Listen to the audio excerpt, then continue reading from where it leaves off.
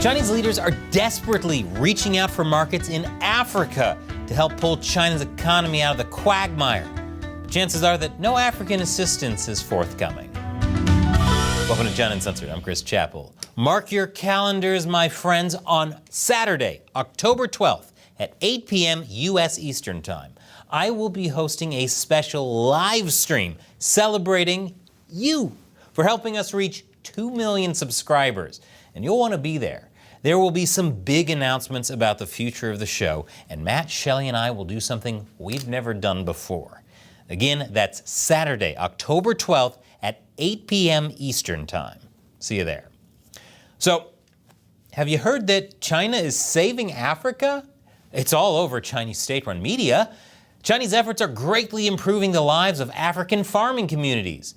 Chinese mining projects are empowering locals, especially women, through new job opportunities. And Chinese volunteers are protecting African wildlife by fighting off poachers trying to get Africa's elephants.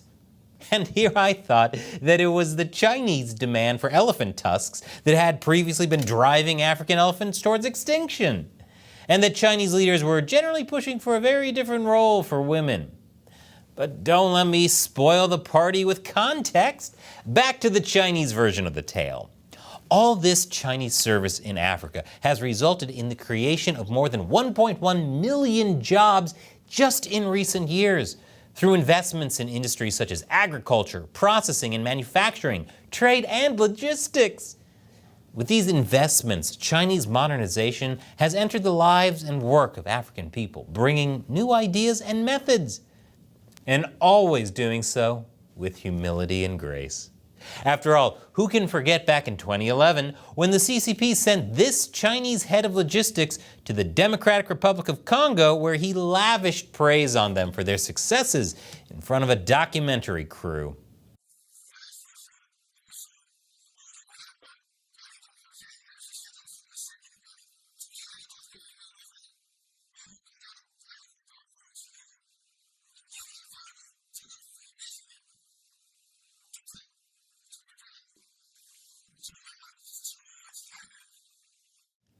Wow.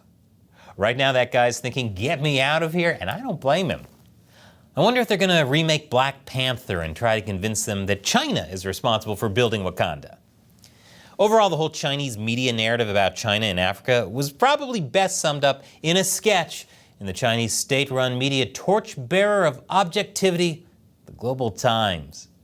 In the illustration, we see a Chinese side represented by high-tech stuff like a space rocket, a satellite, modern medicine, and a doctor, while the African side is represented by a boy receiving medical attention, as well as coconuts, coffee, and a drum. I can't help but notice that the Chinese side is missing forced organ harvesting in concentration camps.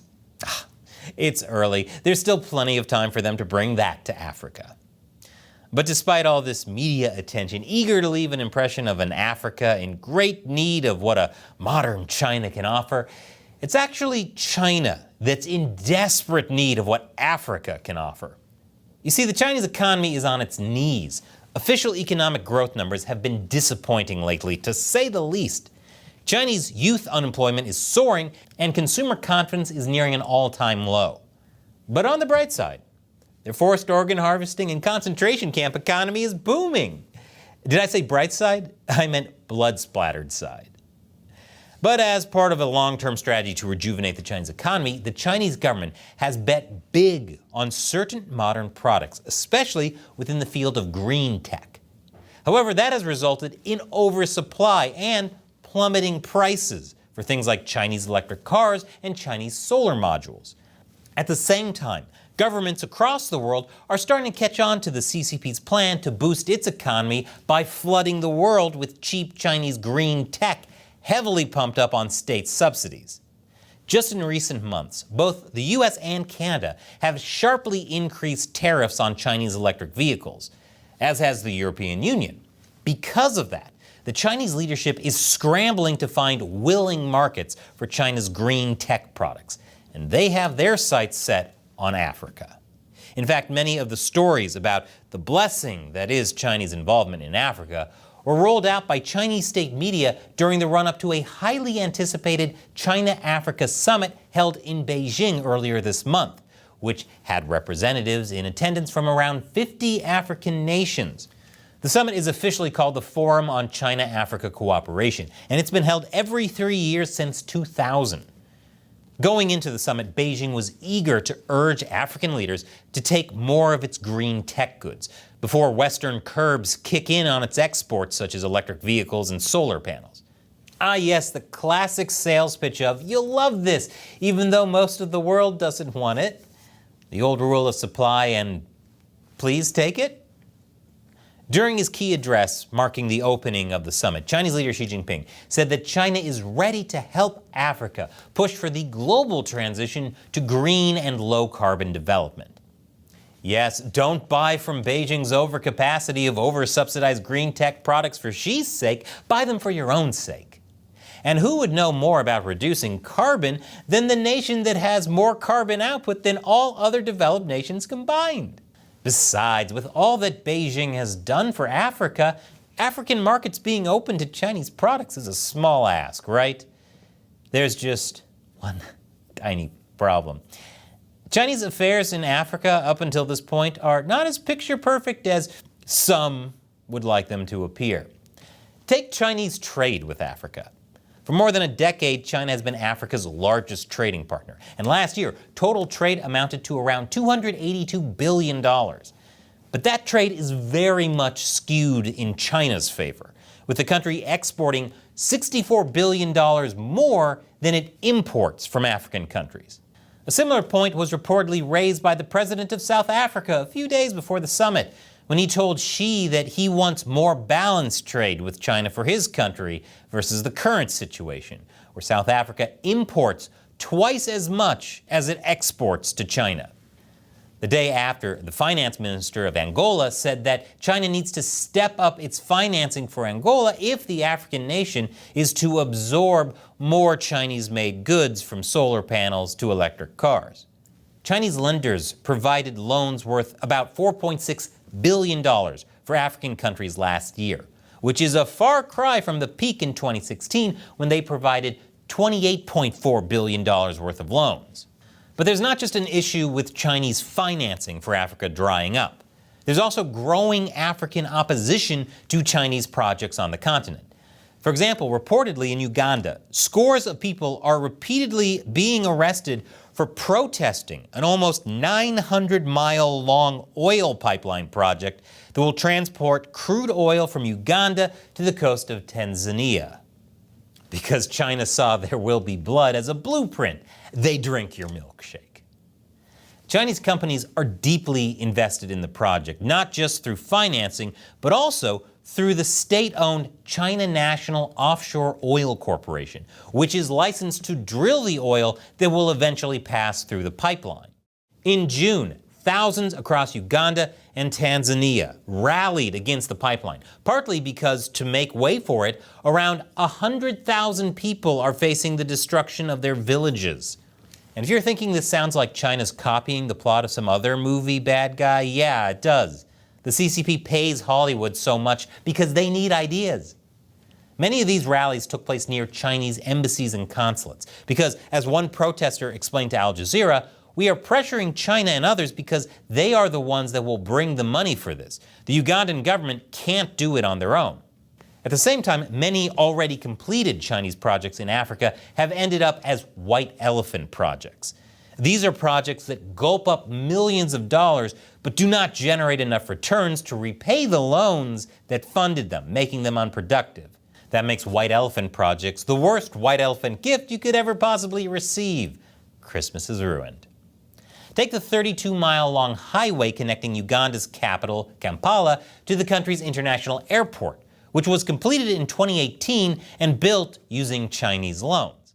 It is said to be the most expensive road per kilometer in the world, but it has limited access to towns that line its length, which has restricted the economic activity that the expressway was expected to spur.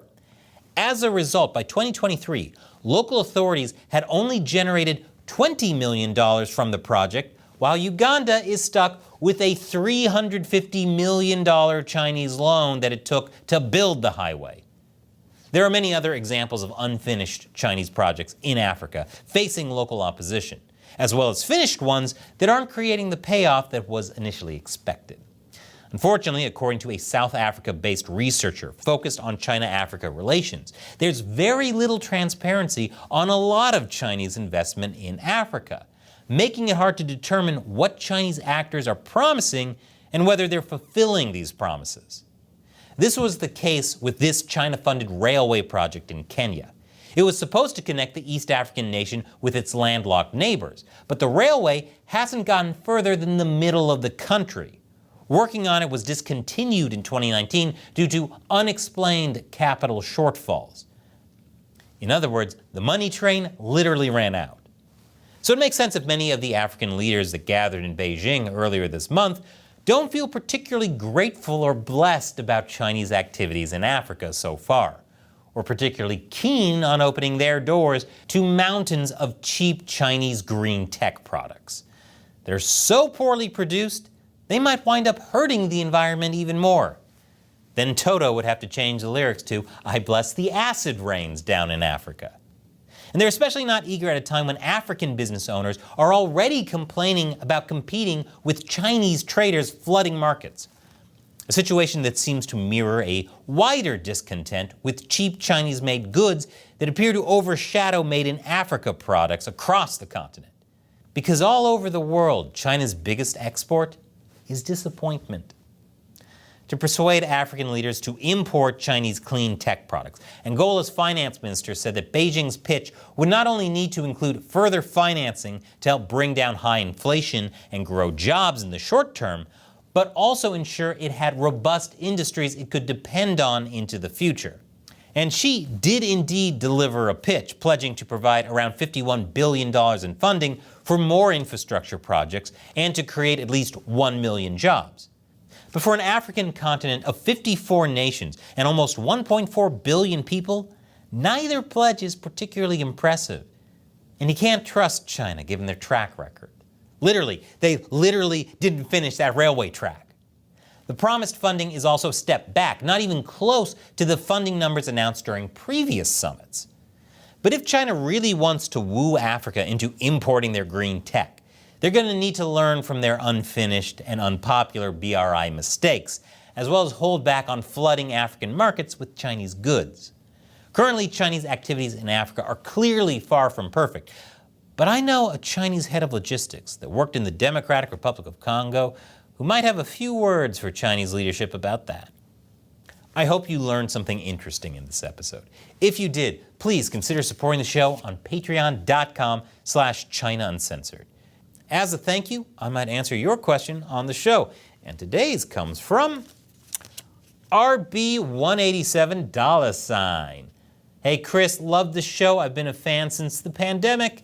Anyway, my question is, when China is stupid enough to go after Taiwan, how long do you think they'll last if they don't have enough of Taiwan's advanced microchips? Because there's no way Taiwan will let China have those chips. They'll destroy the factories or move their operations to other countries far out of China's reach.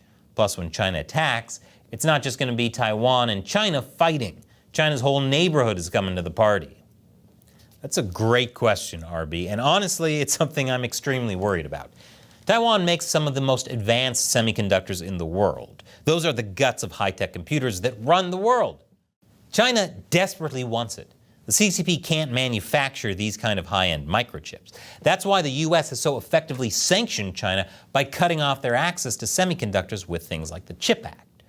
But China just can't invade Taiwan and take over these factories. If they're destroyed, which they likely would be in an invasion, either through combat or sabotage, you can't just rebuild them. They're insanely expensive to build, plus all the expensive equipment, and in particular, the know-how to use it. China just can't seize a semiconductor plant and use it the way it can seize land. But what this means is that if China invades Taiwan, no one in the world will have access to these advanced Taiwanese semiconductors. We'd all be screwed, which is why we desperately need to prevent China from invading in the first place. Thanks for your question, and especially for your support, RB. And thank you for watching. Before you go, here's another video I want to show you. Clicking on it will definitely help us with the YouTube algorithm, and this is a video I made, so I stand behind the quality of it, versus whatever random video YouTube might show you next. Once again, I'm Chris Chappell. See you next time.